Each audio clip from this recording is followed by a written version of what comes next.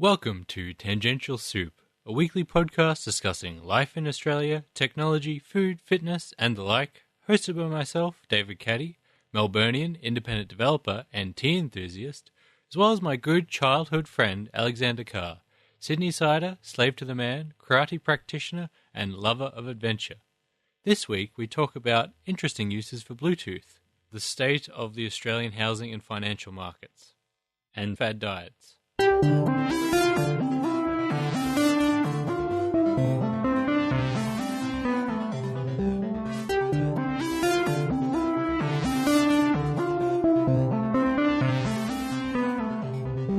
So, Alex, I've been doing a lot of work on Bluetooth at work.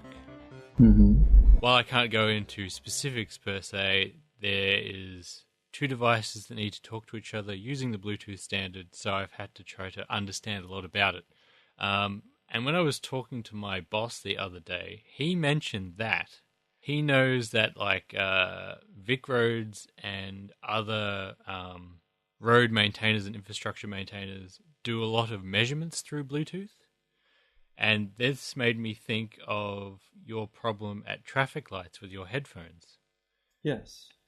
And what they seem to do is on traffic lights, they will put on this optional extra, this little device that will basically count how many unique Bluetooth signatures go through an intersection, like per day, per week, per month, that sort of thing.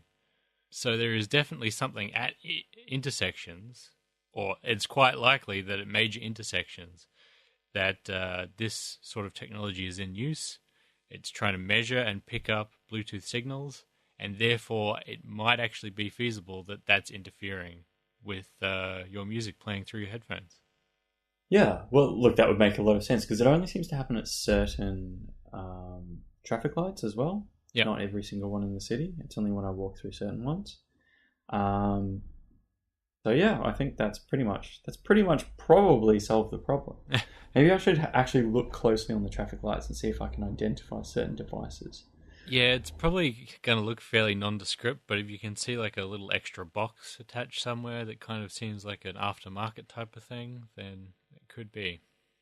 Thing is, I actually tend to usually look at traffic lights and the things that are put on them, like, because sometimes they do have little extra boxes and stuff on.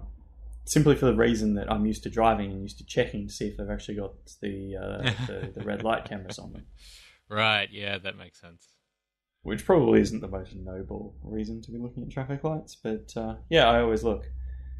Because sometimes as well you see cars going through them and you can actually see the light flash, and that means that they've got a ticket. And that brings joy to my heart. As long as it's not you, right? Yeah, exactly. Yeah.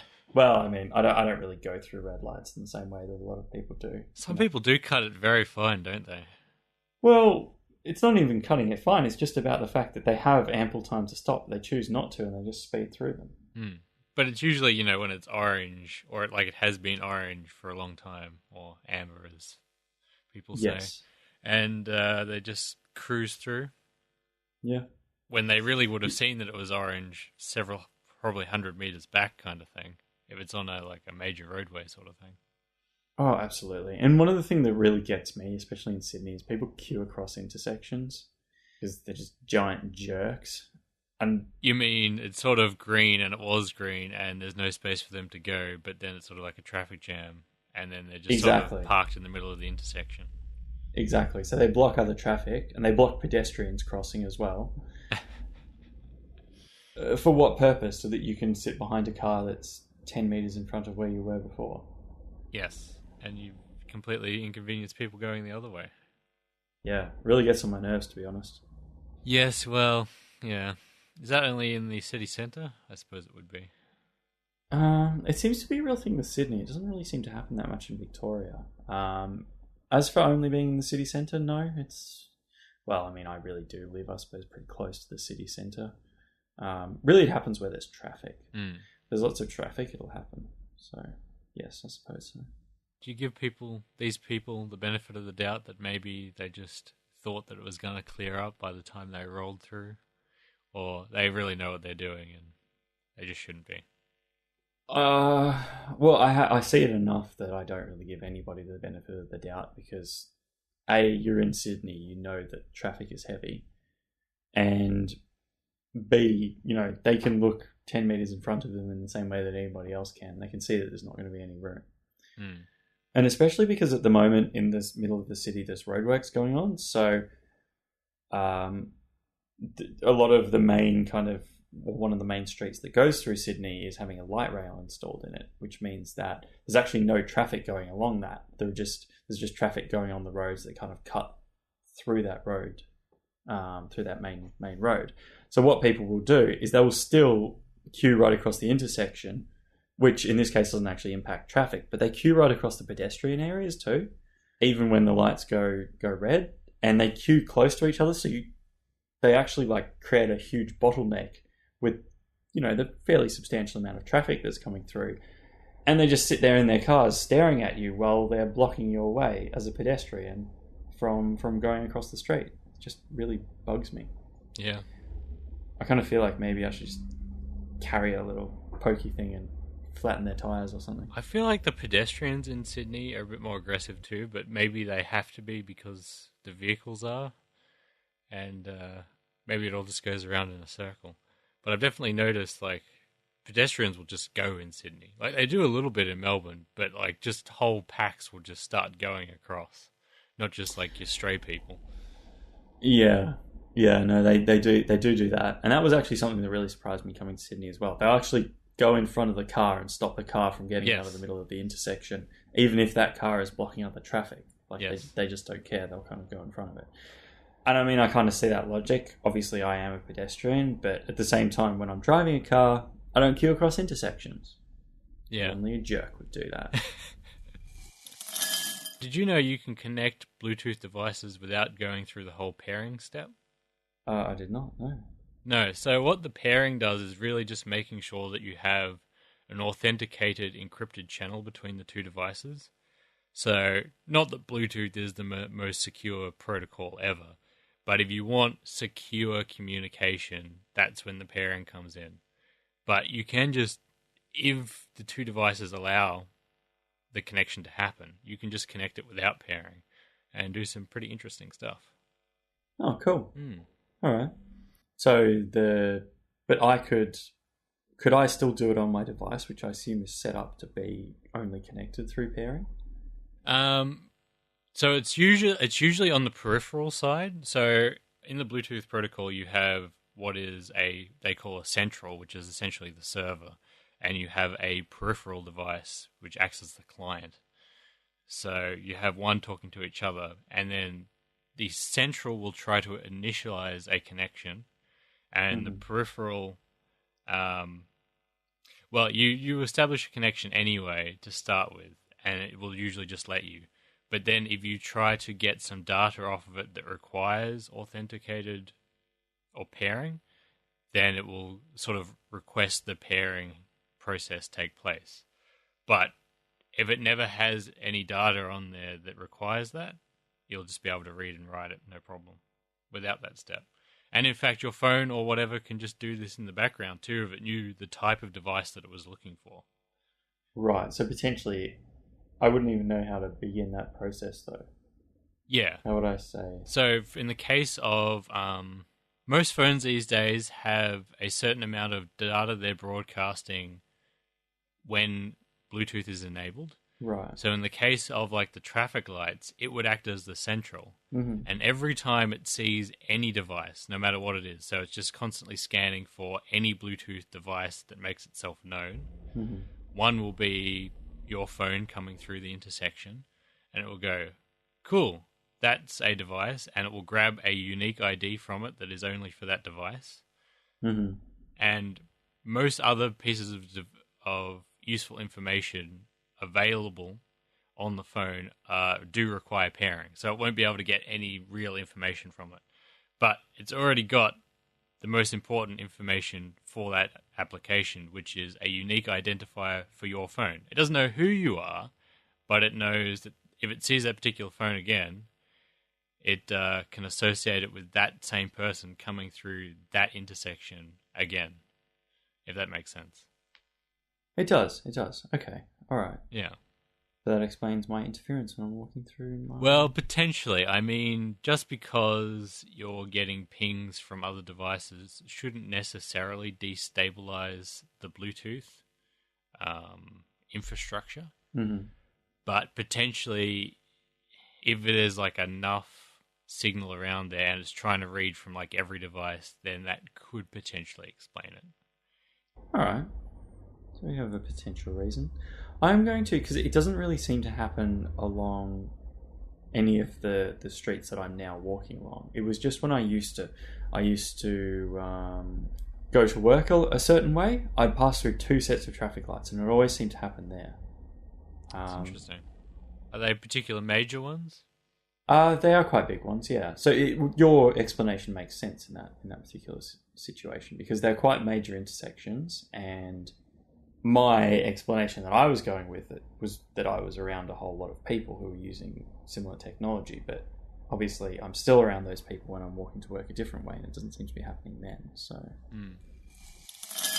I saw this article the other day, Alex, in the Yeah. Sydney Morning Herald, one of your major newspapers. Fantastic source of information. And the UBS, do you know who UBS is actually? They are a statistical group, perhaps? There's some sort of economist group anyway, but they've announced that the world record housing boom is officially over in Australia, which is interesting after what you said a couple of weeks ago with your doomsday theory and that the housing market is falling over. Not that you were probably the only one to say this necessarily, but you're on the money, and they also suggest that investing in the share market is probably the way to go. It's not actually a particularly novel thought that they're suggesting here. But they've gone officially on the record as calling it. So I guess that's the vaguely interesting point here.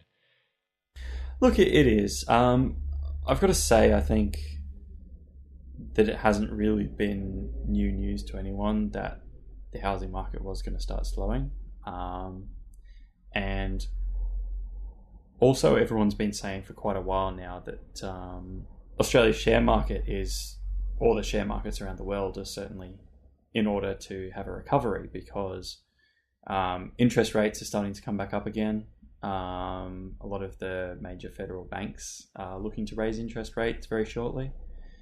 But I think from reading this article, one thing that I noticed was they've kind of gone with, which areas of the housing market are going to go down and everything like that. And Melbourne, by the way, is, I think, still going up from reading what they're saying. Very, very, very marginally. But yes. Sydney has fallen. Sydney has fallen. They're saying that the golden years are over. And I don't really think that that's necessarily true. I mean, I think that the housing market was always going to go backwards, and probably quite severely at some point. But I think overall, if you look at any graph from, owning a house in most countries to owning shares in the share market, generally speaking, they're always going to go up. And this is just simply a pullback of that. And probably it's going to go backwards, maybe severely, maybe not so severely. Then it'll just keep going up again as usual. So I don't know. I'm very critical of news articles that I read at the moment, because everything's, as I've said before, as I say a lot on this podcast, actually, everything's really sensationalized. It is. Not really based on any science at all. And, they just pick and choose bits and pieces. And unless you're reading very good news, which doesn't seem to exist in any of the major newspapers anymore, you're not actually going to get an accurate idea of what is happening around the world. So why they're saying the share market is a good place to be is because the share market at the moment, the American share market's hitting record highs, and the Australian share market is not hitting record highs, but certainly it's been going up quite severely in the last few months, and it's gone up 2-3%, I think, over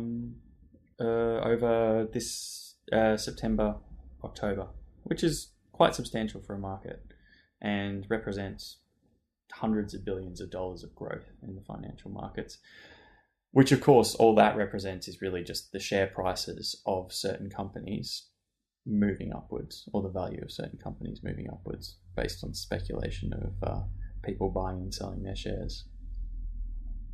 Yeah, well, that makes sense.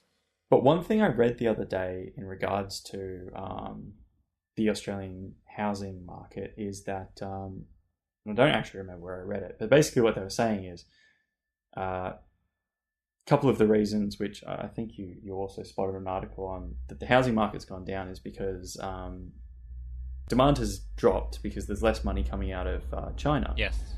who are big buyers in especially the Sydney property market, but also Melbourne. This article on ABC News: Sydney property goes cold as Chinese capital flows fall. Yes, exactly. By Stephen Letts. But apparently what could happen is we will just see a growth of other international investors, such as places like India, which is fast becoming another world power and also has a lot of very wealthy people there. And also some places in Europe, which apparently aren't so desirable to live, but still have a lot of old money that could apparently move to Australia. So we may well see a second housing boom. I don't know if it's going to happen. But... Well, it has been interesting, sort of, to the degree of which the Chinese investors have probably dominated the market for the last several years. Yeah. Yeah. We'll have to see what happens. Is Galaxy Res still on the rise? Galaxy Res is staying about where it is. One that I bought recently was, I think, another one we discussed before, which is Oricobra, Yep. Oricobra, which I recently made a lot of money on. From my initial $12,000 buy, I've made about $3,500 on it, which is pretty decent. And the reason for that is they've been identified as being potentially in a very good spot to strongly mine lithium. And lithium's the big mining push recently. So, yeah. And this is all, of course, their position hasn't really changed from what it was 6 months ago. It's just that the market has now perceived them to be of a much greater value than they were previously. Well, they have gone up a lot. Like, I checked it probably 2-3 weeks after you first said that they were, the Galaxy especially, as a good one to buy. Mm-hmm. And they're up a good few points. Like, if I had bought them when you said, it would have been a good investment. Yeah, true. It would have been a better investment with Oricobra, though. Yeah. Another one that's absolutely smashed it recently is A2 Milk. A2, really? Okay. Why is that? The reason for this is there's a huge... I don't know, that the market's going crazy over the fact that there's apparently going to be a huge demand, or there apparently is a huge demand in China for infant formula.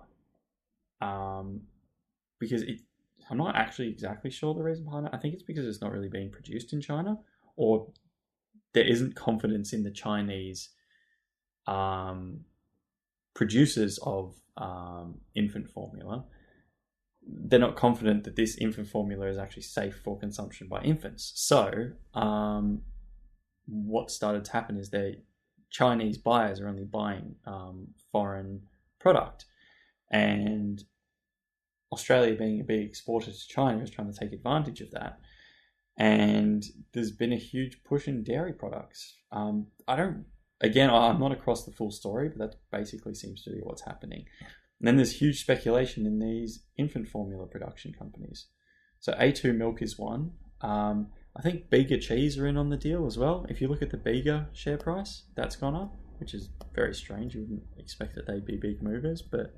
I think I did hear about something about the baby formula in China. Yeah. A little while back with... Because Aldi had a special on it, or one of the supermarkets did. And then, there was all these people lined up. As soon as the supermarket opened, they went in and just took the whole stock because it was half price or whatever, and then just selling it back to China. Yes. Yeah. Which is crazy. It is ridiculous. Which is obviously quite a strange thing. But, just goes to show you some of the things that drive the financial markets, I guess. So are you still up by a good margin then? I'm almost at 60,000 now from my original $50,000 investment. Oh, that's pretty good. 20%. Yeah, it's actually very good. So really the kind of hot stocks at the moment are mining stocks in Australia are always good. they're a big part of the financial markets.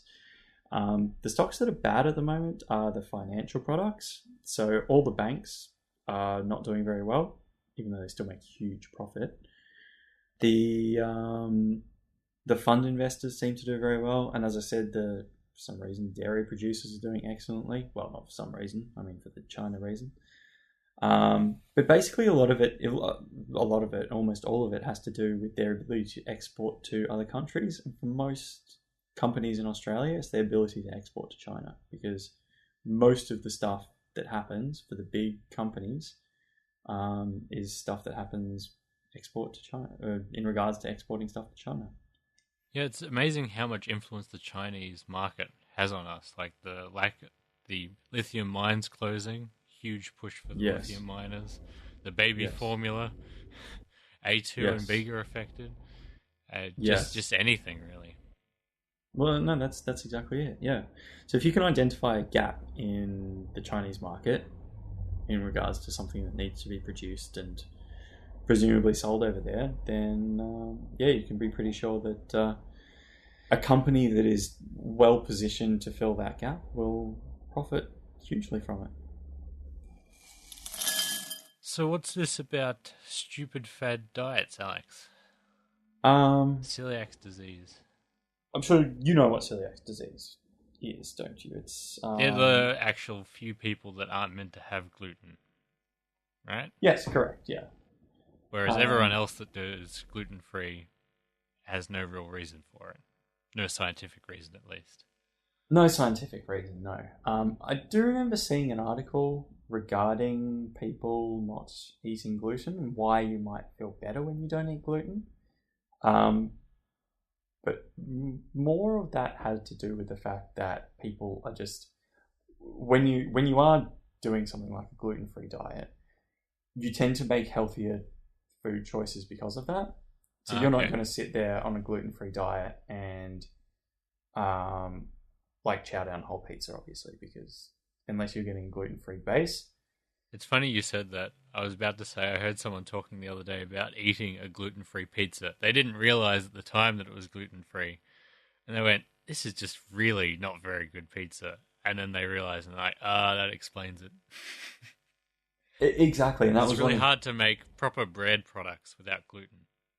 Well, it is, yeah, because you can't have any whole grains. And anything, I don't know exactly how they make the gluten-free bread, but it's not obviously made out of wheat because wheat has gluten, so they use some disgusting cardboardy substitute, which is possibly just cardboard. I don't know.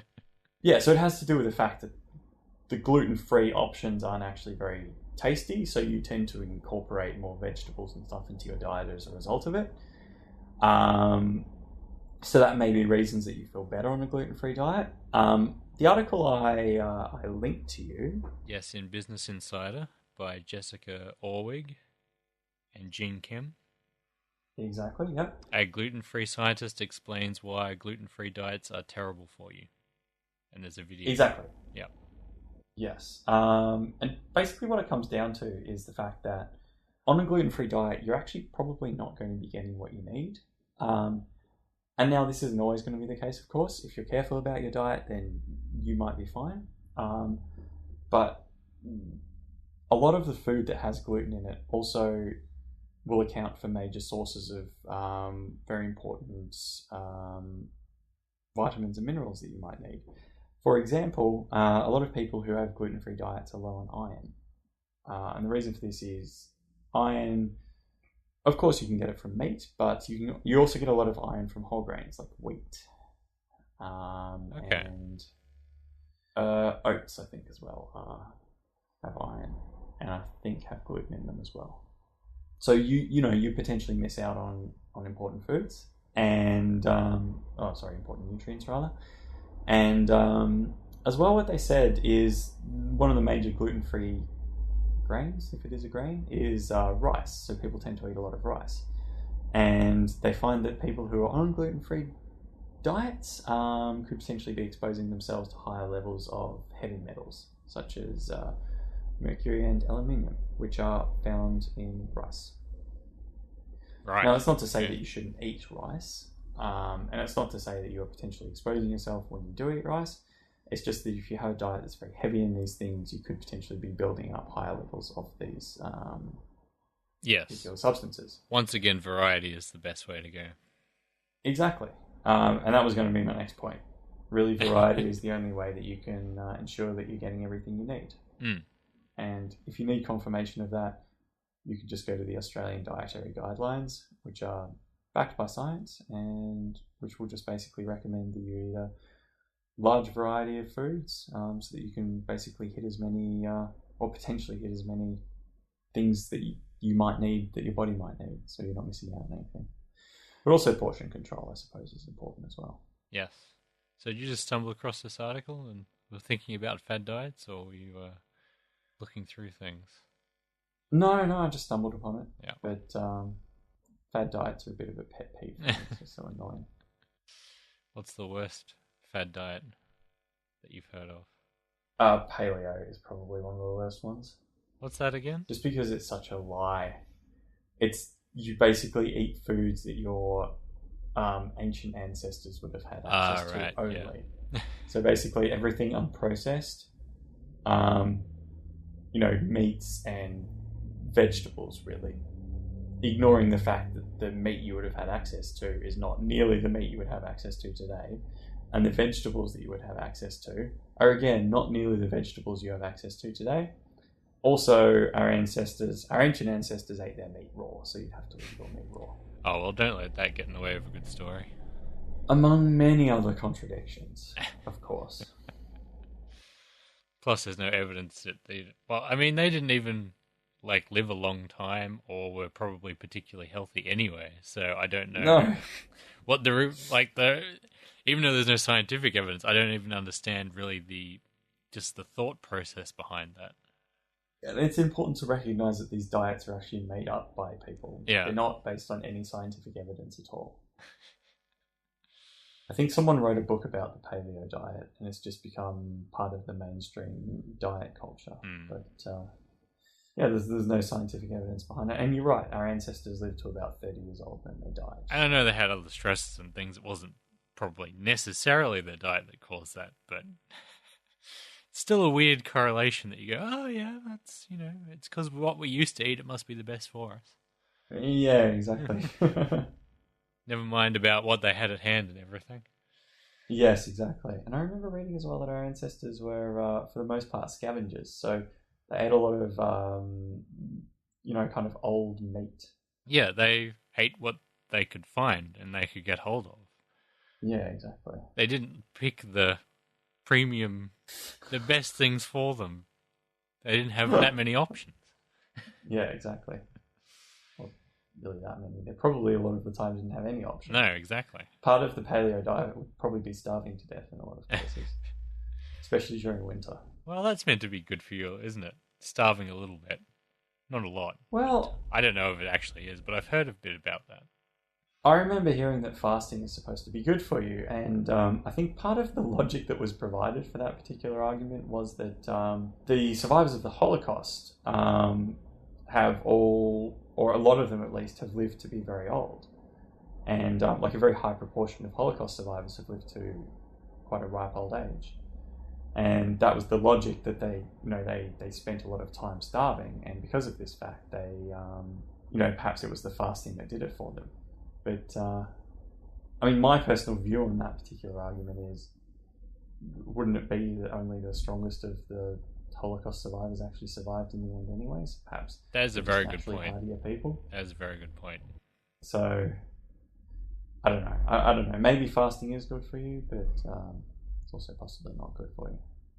Or just neutral. Yeah. I think it is accepted that we should generally eat less, but I think that that's just in regards to the Western diet being quite heavy. And I know when I go out, I tend to eat really large portions. Yes, it doesn't mean you need to stop eating. Just eat a little bit less is probably what you need to do. Yeah. Yeah. Thanks again for joining me, Alex. No problem, David. Pleasure as always. You can follow and get in touch with us on Twitter at Tangential Soup, and you can find this week's show notes with more information about today's topics at tsp.fm/28. If you enjoyed today's episode, please consider sharing it with anyone you think might also. And we'll talk to you again next week. Bye. Ciao.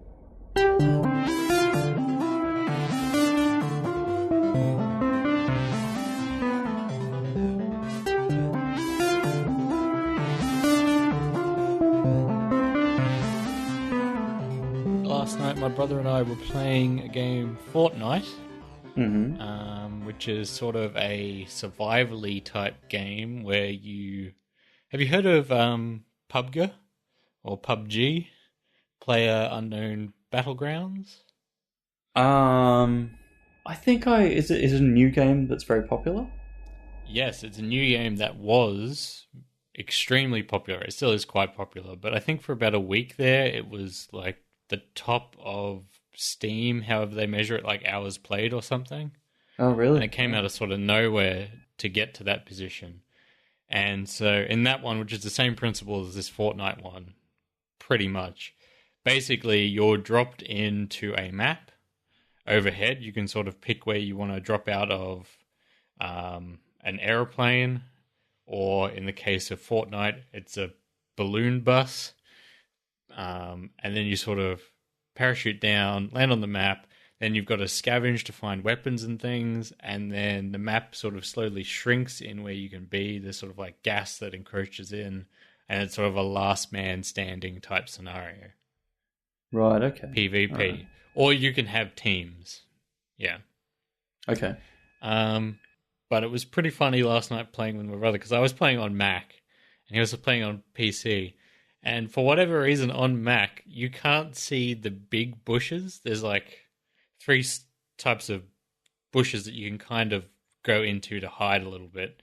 The small ones don't really hide you at all. The middle ones kind of do, but the big ones are like really good to hide in. If you stay sort of quite still, someone can walk past you and barely see you. But on my screen, can't see them at all.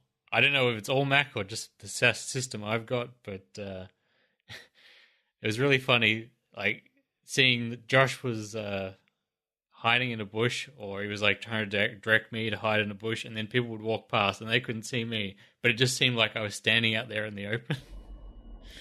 And okay.